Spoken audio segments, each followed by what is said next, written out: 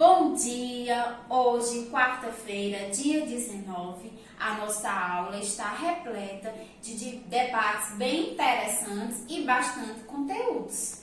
Hoje, o nosso assunto do projeto Folclore Brasileiro em relação ao município Brejo Santo é linguagem popular. Como a própria expressão já diz, linguagem são as palavras que nós utilizamos, né? A forma como nós utilizamos as palavras no nosso dia a dia. E popular. Nós sabemos que a maioria, na verdade, das palavras que nós utilizamos na oralidade e na escrita estão no dicionário.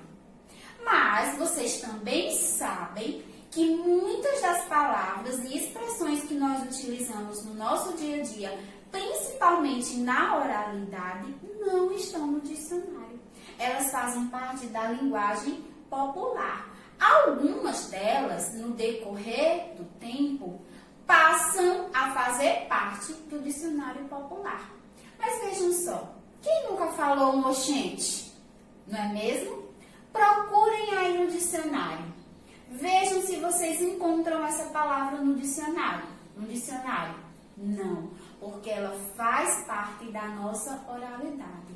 E essa palavra oxente, né, que é uma linguagem popular, as pessoas utilizam essa palavra em diversas situações, faz parte do nosso folclore brasileiro. O Nordeste é a região brasileira que contém mais estados e talvez por isso seja uma das mais ricas em gírias e expressões. Nas próximas aulas de geografia, tia Alana vai ampliar mais esse conhecimento para vocês em relação à região Nordeste e os seus estados, principalmente o nosso estado Ceará e a localização do nosso município Brejo Santo.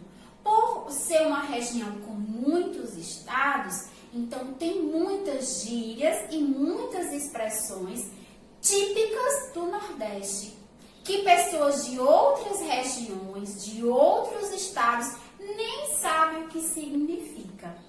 E quando falamos em gíria do Nordeste, temos que saber que apesar de algumas delas serem conhecidas por todo o Nordeste, ou seja, por todos os estados que fazem parte do Nordeste, a maioria dos estados tem suas gírias próprias. O oxente não é típico somente do Ceará. Outros estados do Nordeste também se utilizam dessa expressão da linguagem popular. Mas os estados, além de terem em comum algumas gírias e expressões nordestinas, cada estado também tem essas gírias e expressões. Algumas delas aqui, pronunciadas no Ceará, não são, por exemplo, utilizadas no estado do Pernambuco ou da Bahia. Bom, para vocês entenderem um pouco da linguagem popular do Nordeste, vou mostrar a vocês alguns desses exemplos. Nordestino não é rico, ele é estribado. Nordestino não corre, ele dá umas carreiras. Nordestino não ri, ele se abre. Nordestino não dá volta, ele arrodeia. Nordestino não é esperto, ele é desenrolado. Nordestino não é sortudo, ele é cagado. Nordestino faz gozação, ele fresca. Nordestino não vai embora, ele pega o beco. Nordestino não ouve barulho, ele ouve zoada. Nordestino não abraça, ele arrocha. Nordestino não é o bonzão, ele é arretado. Interessante, não é mesmo? O Nordeste tem muitas gírias legais e expressões que por aí faz muita fama. É tanto que muitos nordestinos já produziram livros com o dicionário do Nordeste. Esses exemplos que eu mostrei a vocês agora no vídeo não é nem metade da metade da metade. Tem em torno de 5.000 palavras e expressões que são características do Nordeste. Vocês conhecem alguma delas? Claro que sim, não é mesmo? Eu quero que vocês parem para refletir palavras que vocês usam no dia a dia ou ouvem no dia a dia, que vocês sabem que não estão no dicionário e fazem parte da linguagem popular. Vocês podem produzir um vídeo, tá? Falando a palavra e explicando o que ela significa e em qual situação nós a utilizamos. Por exemplo, a palavra oxente. Dependendo da situação e do tom de voz da pessoa, ela pode ter vários significados. Um deles é de indignação. Você acabou de arrumar a casa e alguém vai lá e bagunça. E você diz, oxente. Você está indignado. Outra situação do oxente. Quando alguém conta uma novidade, algo extraordinário, que você quase que não acredita, você diz, oxente. Então, muitas dessas palavras do dicionário da linguagem do Nordeste apresentam vários significados. Eu gostaria que vocês apresentassem pelo menos uma dessas palavras, o que elas significam e uma situação em que elas são empregadas. Vocês podem mandar por mensagem escrita no grupo, um áudio e um vídeo que ficaria bem legal. Aguardo! E por falar em linguagem, hoje nós vamos estudar conteúdo do livro que também faz parte da linguagem, só que não da linguagem popular, mas sim a linguagem do registro formal e a linguagem do registro informal. A linguagem é o conjunto de palavras que nós utilizamos para nos expressar. E nós nos expressamos de duas formas, dependendo da situação e com quem nós conversamos. Para entender um pouco mais sobre isso, nós vamos fazer a leitura de duas mensagens enviadas por um aluno para pessoas diferentes, mas ele envia a mesma mensagem do mesmo assunto com palavras diferentes e usos diferentes. Vamos lá? Nessa mensagem, Guto, que envia, diz o seguinte: Professora Renata, eu e o Felipe estamos com dificuldade em encontrar material interessante para a pesquisa sobre família. A senhora poderia nos indicar algo? Obrigado. Isso às 15h20. 20 minutos antes, Guto também enviou uma mensagem para o seu colega, que dizia: Fê, não estou achando material de pesquisa pro trabalho sobre família. Se você encontrar alguma coisa, me dá um toque. Valeu, abração. Através da leitura dessas duas mensagens enviadas pela mesma pessoa, ou seja, Guto, para pessoas diferentes, tratando do mesmo assunto, mas tem uma diferença. Ele se expressou de formas diferentes. Claro que por mais que a gente tenha intimidade com a nossa professora, a forma como nós falamos com a professora não é a mesma da forma como nós falamos com pessoas mais íntimas, como os amigos. E foi isso que aconteceu. Guto enviou uma mensagem mais séria para a professora, porque ele não tem um grau de intimidade tão grande, e enviou uma mensagem para o seu amigo Guto, com expressões diferentes, porque ele tem muita intimidade. Tia Alana, quer dizer que tem um jeito certo de falar e um jeito errado? Não, não é isso. Não é que a linguagem utilizada por Guto na mensagem para o seu amigo está errada. Ele apenas se expressou de forma diferente, porque ele se sente à vontade para se expressar de um jeito mais descontraído com o seu amigo.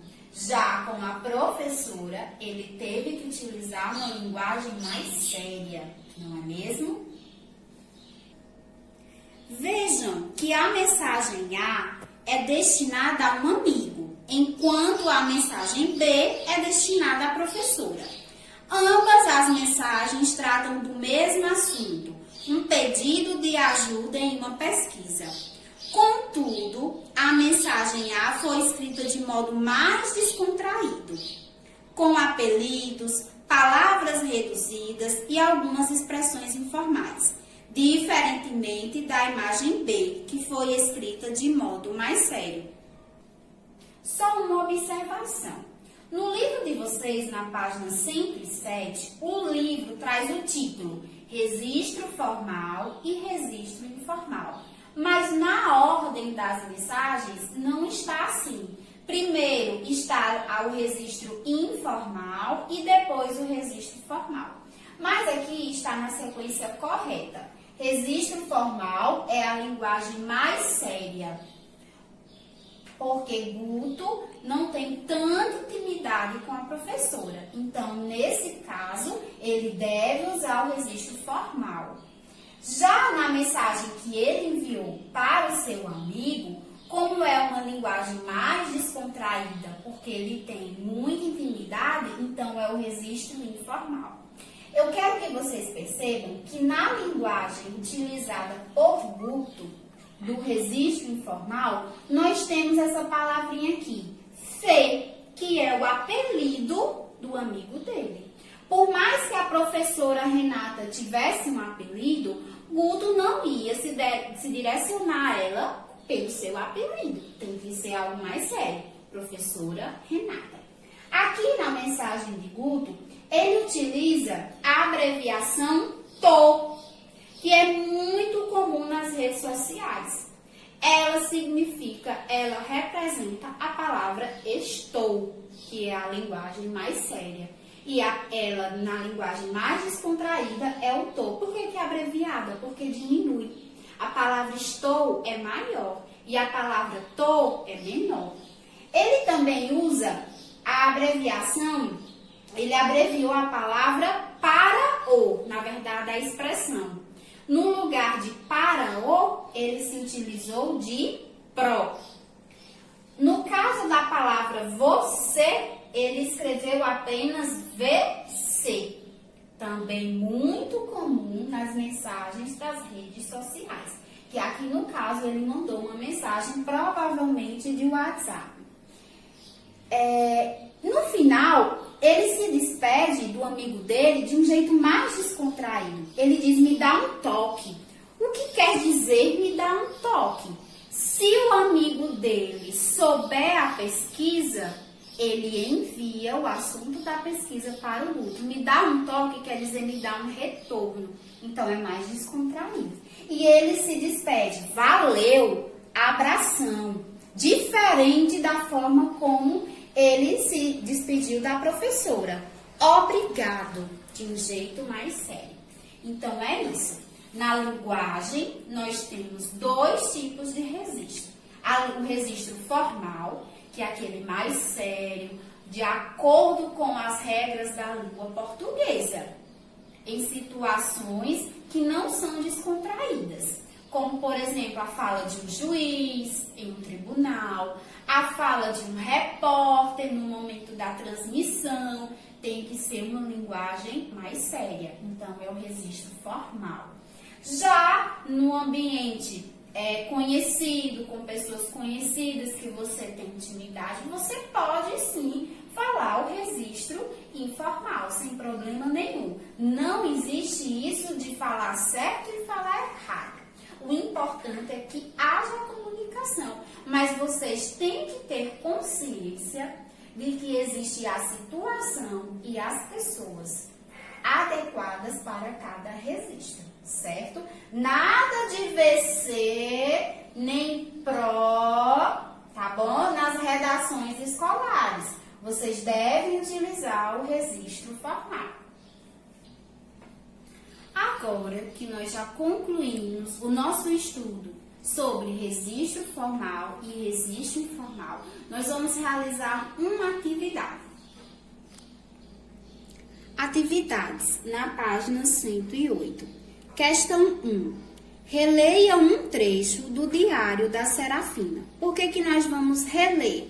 Porque nós já realizamos a leitura. E por que é um trecho? Porque é uma parte retirada do texto, que diz: mas sabe da maior? Na última hora, ela fez a polenta virar bolo e encheu de velhinhas. Foi tão... Sobre esse trecho, tem algumas questões. Qual é o sentido da expressão sabe da maior em destaque nesse texto? Nesse trecho, o que quer dizer sabe da maior? Sabe da maior é uma linguagem que nós utilizamos no nosso dia a dia de forma descontraída. Serafina conversa com o seu diário, então ela tem intimidade. Ela está utilizando uma linguagem com mais intimidade. Então, vocês vão explicar qual é o sentido, o que quer dizer, mas sabe da maior. Vocês vão relatar. B. A expressão sabe da maior costuma ser empregada em situações de comunicação formais, sérias ou informais, descontraídas. Essa expressão sabe da maior nós utilizamos quando nós estamos numa comunicação séria ou uma comunicação descontraída. Vocês têm as duas opções e escreve apenas uma. C. Em qual dessas situações seria adequado empregá-la? Só vou marcar apenas uma. Quando que eu posso usar sabe da maior? Primeira opção. No recreio, conversando com um amigo sobre o fim de semana, ou em uma reunião, conversando com a diretora da escola sobre um evento. Vocês vão responder a C de acordo com o que vocês responderem na B. Se for usada de uma forma séria ou se for de uma forma usada descontraída, vocês escolhem qual é a opção da situação mais adequada. Segunda questão. Reescreva as frases substituindo o registro informal nas expressões em destaque por registro formal. As frases do item A e B estão no registro informal, ou seja, mais descontraída, com alguém que nós temos intimidade. Vocês vão reescrever, vocês vão adaptar essas frases para que elas se tornem de uma linguagem mais séria, ou seja, do registro formal. Na página 109, as questões 3 e 4, vocês vão ler os enunciados e as opções, ou seja, na terceira A, B, C e D e na quarta também A, B, C e D. De acordo com o enunciado de cada questão, o que é que vocês vão responder nas linhas? Tanto na terceira como na quarta questão. Se é um registro formal ou se é um registro informal. Certo? De acordo com o enunciado de cada questão. E a quinta questão, vocês vão precisar da ajuda de seus familiares para realizar. Mas qualquer dúvida pode falar com tia Alana no WhatsApp.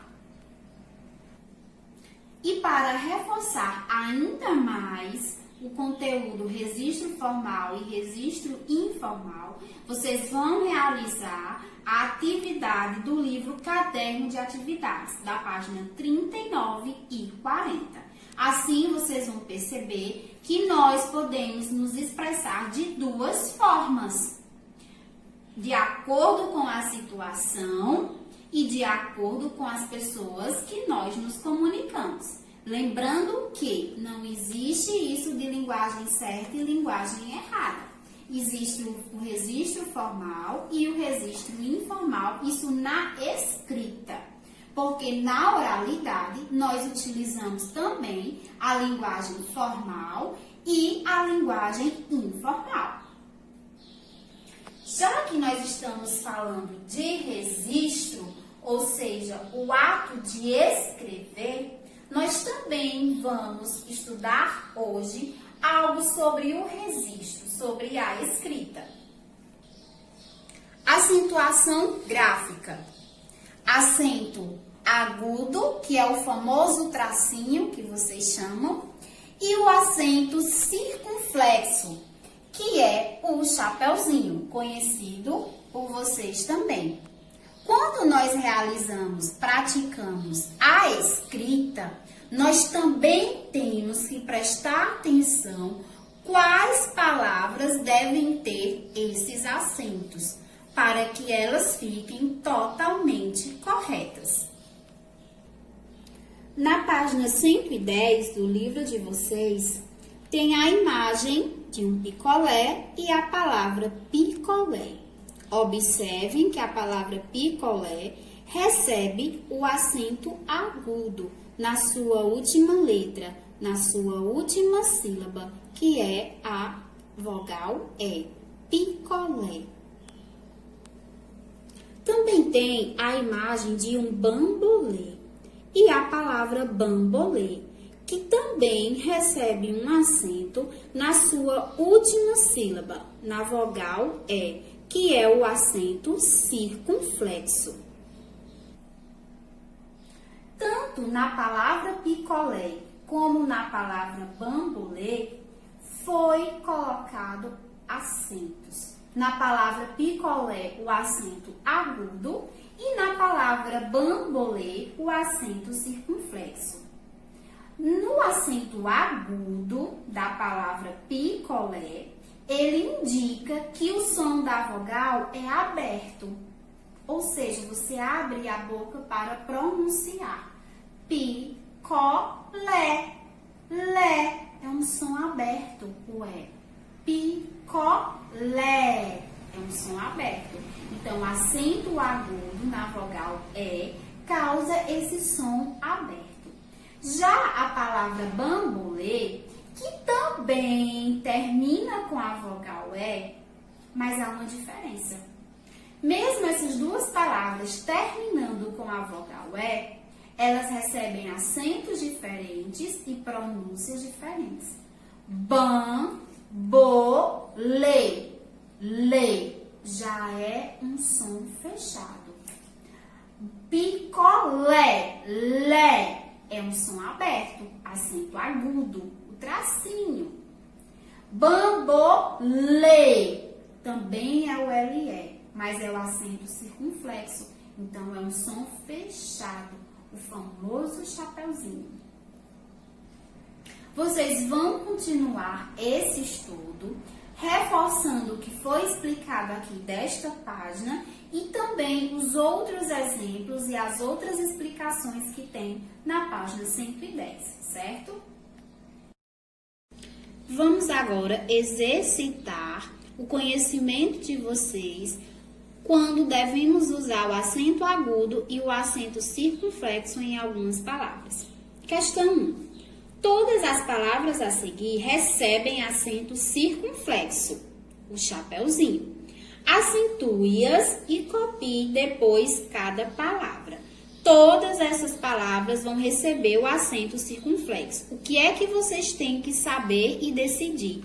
Qual é a vogal que vai receber esse acento? Lembrando que os acentos só são colocados nas vogais, ou seja, A, E, I, O e U. A palavra você, qual vogal recebe o acento circunflexo?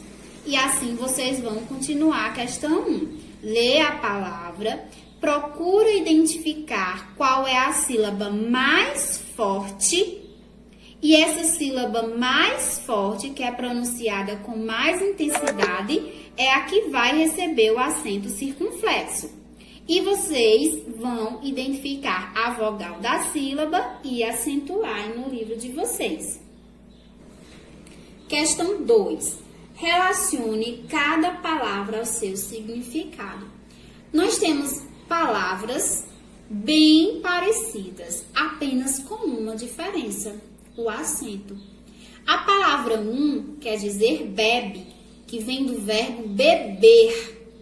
Já a palavra B é beber, ou seja, uma fase da nossa vida, quando nós somos bebê.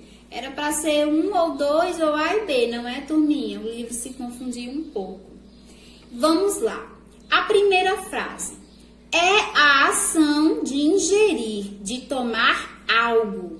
É a palavra bebe, sem acento, ou é a palavra beber, com acento? É como chamamos uma criança ainda bem nova.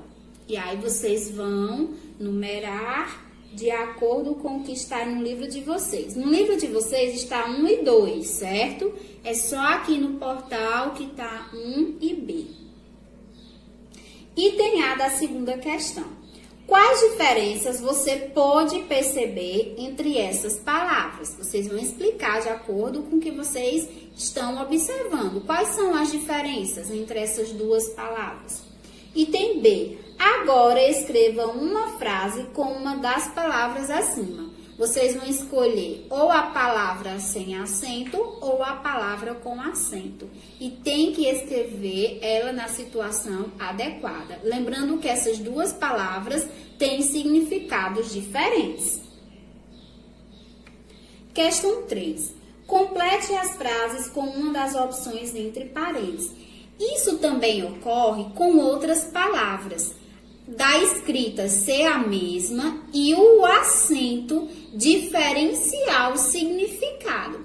Só um exemplo. A letra A, vocês vão completar ou com a palavra metro ou com a palavra metrô. O acento circunflexo faz com que as palavras mudem de significado.